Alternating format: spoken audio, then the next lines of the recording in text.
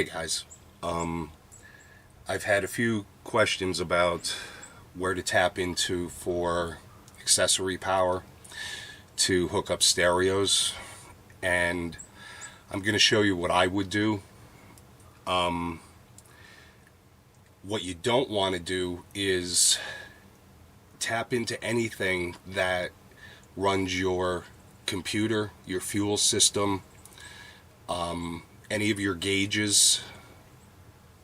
That could put an undue strain on a circuit that wasn't designed for it, and it could cause problems with performance and starting and so on. I've been an auto tech for a lot of years, and I know these things for a fact. If you put a stereo system, say, on your PCM power feed, and you've got some thumping speakers and you constantly get surges when the bass kicks in, it could disrupt the voltage flow to your PCM and cause issues. Same with your fuel and ignition. I've repaired some of that in the past where people have done that in their cars and created problems for themselves. So I'm trying to show you how to do this the way that I would do it. In my opinion, is the safest way as far as the electrical system goes. Now the disclaimer is I would check with a Cub dealer and make sure this is okay. I'm not condoning my method at all. I don't want to see anybody get in trouble for something that I would do myself. So first thing you're going to need is a test light. And this is an old Mac test light. I've had it for a long time. This is I can't even read it anymore. Looks like it used to say ET120. And this has a power and a ground, so you can check for voltage and ground without switching wires around, which is pretty cool. The one thing that I do recommend if you're using the test light is to make sure the test light works before you start. It's actually happened to me more than once. I'll be checking circuits and getting nothing, and then I'll find out that the light itself doesn't work or the bulb is blown in the light. So you want to make sure that your test light works before you start relying on it to check circuits. If you don't know anything about test lights, to check for voltage, you're going to want to hook your black lead, or more than likely you're only going to have a test light that's got a single lead. So you're going to want to hook that to a good source of ground. And right now I have the seat out and the battery cover off, so a good source of ground for sure is a negative battery terminal. So I'm going to hook that there. To try and save time on the video, I've pulled this switch panel off. And what I'm going to show you guys is where to find the voltage, and I'm going to go with the winch power. The winch is going to should be straight to the battery with a good ground, and it's not going to interfere with any delicate electronics. So what you want to do is check all of your pins, because I don't know these codes by color on the wires, not on these machines anyway. So you're going to want to check all your pins, and this test light is going to illuminate a red LED when I find voltage. And if I was looking for ground, this test light's going to illuminate a green LED. So I'm going to check all the pins with the key off. Okay, and there's nothing hot with the key off, and that's what we're looking for. So now let's turn the key on.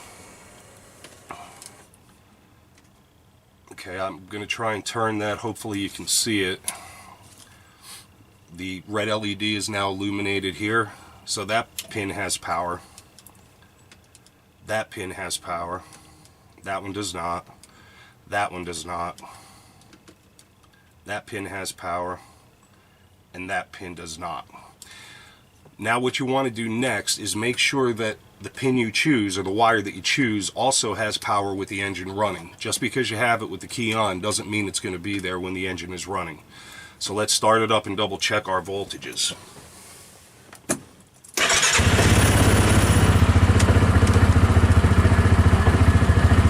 Okay, we still have power to this pin. That one, not that one, not that one, that one, not that one. So we have three choices. Now obviously, because of how thin these wires are, these are like 18 gauge wires, I'm sure that they go to a relay, because there's no way that they're running the voltage and amperage to the winch off of these 18 gauge wires. So this is going to go someplace to a relay or a solenoid that's going to trigger the action of the winch. So what I would do is I would take the easiest one to get to, which would be this first one, and in this case it's a tan with a red stripe. And this is where you got to get a little bit, how shall I say, adventurous. You're going to need to cut very carefully this black sheath off of here as far as you need, or as much as you need, so that you can access this wire. Excuse me, I'm really getting over a serious cold. Today's the first day I felt good in a long time. So once you get to this wire where you have it out here, I'll show you how I would do this. And you have to use your imagination here, because obviously this isn't the harness on the vehicle, but we're going to pretend it is. So we're going to pretend that this green wire, this is just some scrap harness I've got laying around. We're going to pretend that this green wire is this one here. And when you have it bared, what you're going to want to do is cut it in half. And this is where your adventurous has to come in. Once you cut it in half, you're going to want to strip both sides insulation so that you can reconnect this. Okay, so you're going to have your wire cut in half with the insulation bared on both ends. Twist it up pretty tight, because you're going to want to use a connector. So there are a few things you're going to want on hand before you start this. You definitely don't want to just wrap it up, tape it, and ship it. You can also solder this if you've got, you know, soldering stuff, but no connectors. These are actually called weatherproof butt connectors. You can get them at any auto parts store. I would highly recommend, if your radio or accessory doesn't come with an inline fuse, to put an inline fuse similar to this in it, and use the amperage fuse that your equipment calls for. So what you're going to do then is, this is already pre-bared, but they never do it long enough. So I'm going to increase that just a little. You're going to want to twist your inline fuse or the power feed from your accessory to the harness wire that you cut. So twist these together, make sure they're pretty even, and at this point you're ready to either solder that, or you can use a weatherproof butt connector. So you're going to slide those two in like that, and these aren't crimpers, so if I cut this in half, I forgot to bring them out with me. And you're going to want to crimp that on the metal barrel really, really well. And once you're done crimping it, give it a slight tug and make sure they're in there good, because you don't want this falling apart later. Once you've got them in there, again, the weatherproof ones, all you do is you use a lighter, a little butane torch, whatever, and these get real soft and they kind of melt and shrink. And they'll ooze some stuff, and that will keep a lot of the weather out of your connection. So that's the wire coming out of here. And of course you've got the other end of your green wire up here. So you're going to take the other end, you're going to twist that up tight as well, put it in the other end of your butt connector, crimp that end, and then do the same thing, heat it up so that it shrinks. I won't waste your time watching that again. So this is what you're going to wind up with. And now you've got your feed for your radio or your accessory. And again, I highly recommend putting a fuse in it, inline fuse. It probably, whatever you're installing, probably calls for that or comes with one. But if it doesn't, I definitely would do that. You don't want to short out your vehicle system because of something you could have done while you were already in there. And that'll get you your power side.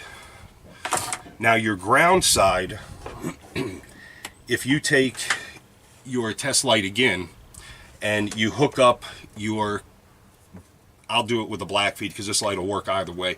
So if you've got a test light with just a single wire, which again you can get at Walmart or any auto parts store, they're pretty cheap, hook this up to your positive battery. And when you find a ground, your test light's going to illuminate again. Okay, you see it's green. I don't know if you can see that it's green. But, so that means that this wire here is a ground wire. And this wire happens to be black with a gray stripe on it. Ground is usually black, sometimes they're white, sometimes they're green. Don't take the color for granted, use a test light to make sure. And for your ground, you can do the same thing. You can make up this. You won't need the fuse, of course. So you just run a blank wire out of that on your ground wire, and then you'll have your ground for your accessory or your radio. Now, if you need something for memory retention, that's going to be a different story. Now you're going to have to probe whatever is nearby, excuse me, and look for power with the key off. That may be difficult in these machines. Let me turn my test light around. That may be difficult in these machines because pretty much everything goes dead when the key gets shut off. So if you need memory retention for a stereo or whatever, you're going to have to find a live wire with the key off, or you're going to have to snake it right back to the battery. And honestly, that's what I recommend, taking it right to the battery to avoid interruption of any other circuit that could be critical. I guess that's it. And if you've got any questions or concerns, just leave a message and I'll get back to you as soon as I can. Thanks, guys, and good luck.